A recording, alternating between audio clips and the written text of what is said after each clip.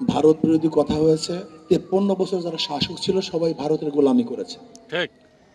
আসলে যারাই শাসক ছিল এবং যারা ক্ষমতায় যাওয়ার চিন্তা করতেছে তারাও ভারতের দালালি শুরু করেছে অলরেডি। আর বাংলাদেশের 53 বছর যারা ক্ষমতায় ছিল তারা কেউ এই জনগণের আশা এবং আকাঙ্ক্ষার পুনরাবৃত্তি ঘটাতে পারেনি।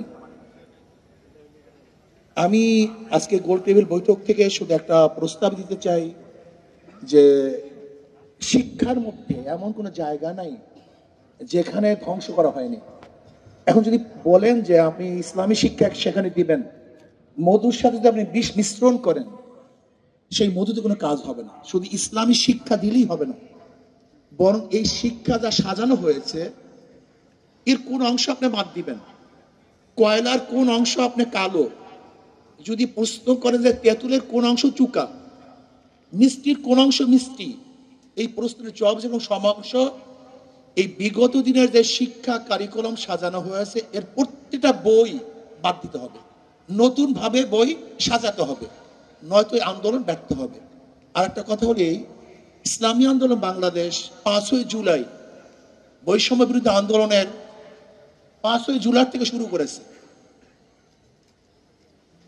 4 আগস্ট শাহবাগে আমি বলেছিলাম বিকালে যে আগামী 5 তারিখ জনগণের গণভবন জনগণ দখল করবে।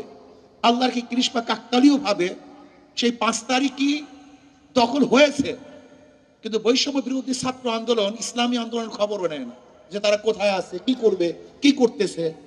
আজকে বাংলাদেশে এত পরিবর্তন হয়েছে, আমি প্রশ্ন করি ইসলামী আন্দোলনের সাথে কি পরামর্শ করা হয়েছে? অথচ যারা যেই সমস্ত দলের মহাসচিব ডিক্লার দিয়েছে, ঘোষণা দিয়েছে যে আন্দোলনের সাথে আমরা সম্পৃক্ত নই, তাদের হুকুম চলতেছে আর আমরা জীবন বাজি রেখে মাঠে ঝাঁপিয়ে পড়েছিলাম গুলির সামনে, অথচ আমাদের খবরও নেই। এখানেই তো বৈষম্য শুরু হয়েছে। বৈষম্য বিরোধী আন্দোলন তো বৈষম্য এখান থেকে শুরু হয়েছে। এই বৈষম্য বিরোধী আন্দোলন যদি এখান থেকে বৈষম্য শুরু হয়, মনে রাখতে হবে প্রথম ছিদ্র হয়, সেখান থেকে প্রলয় সৃষ্টি হয়। ইসলামী আন্দোলনকে যদি বৈষম্য বিরোধী আন্দোলন গুরুত্ব না দেয় তাহলে ইসলামী আন্দোলনের প্রথম তাদের বিরুদ্ধে মুখ খুলতে বাধ্য হবে। এবং রাখতে হবে ইসলামী আন্দোলন সবসময় সত্য এবং সঠিক কথা বলে আসছে, বলতে থাকবে, বলবে ইনশাআল্লাহ। আমরা জীবন বাজি রেখে ঝাঁপিয়ে পড়েছিলাম। ইসলামী আন্দোলন বাংলাদেশ দলীয় ভাবে এককভাবে বাংলাদেশের অন্য কোনো দল ব্যানার নিয়ে এবং আমাদের পর্যায়ে কোনো লিডার এই বৈষম্য বিরোধী আন্দোলন অংশগ্রহণ করে নাই। ইসলামী আন্দোলন বাংলাদেশ আমাদের পর্যায়ে লিডার জীবনের বাজি রেখে বৈষম্য বিরোধী আন্দোলন সাকসেস করেছি। অথচ দেখা যায় ইসলামী আন্দোলন বাংলাদেশের খবরই নেয় না, এরা আসি কি তা জানাও যায় না।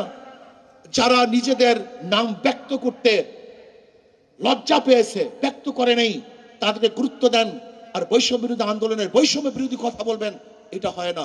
আসেন শিক্ষা সংস্কৃতি করি, এদেশকে সংস্কৃতি আল্লাহ আমাদের সবাইকে কবুল করে নেন।